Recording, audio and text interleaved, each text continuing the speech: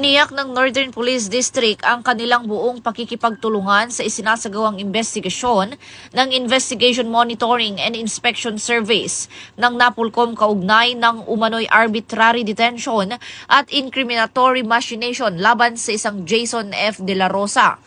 Ayon sa NPD, isinumite ang lahat ng kaukulang dokumento at ebidensya mula sa inisyal na pagsisiyasat upang matiyak ang ganap na transparency at accountability.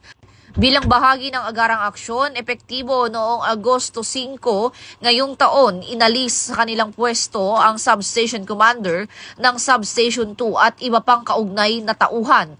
Isinuko rin ang kanilang mga service firearm at pansamantalang inilipat sa NPD District Personnel Holding and Accounting Section habang patuloy ang isinasagawang criminal at administrative proceedings. Iginiit ng NPD na nananatili silang tapat sa prinsipyo ng disiplina, integridad at pananagutan sa kanilang hanay.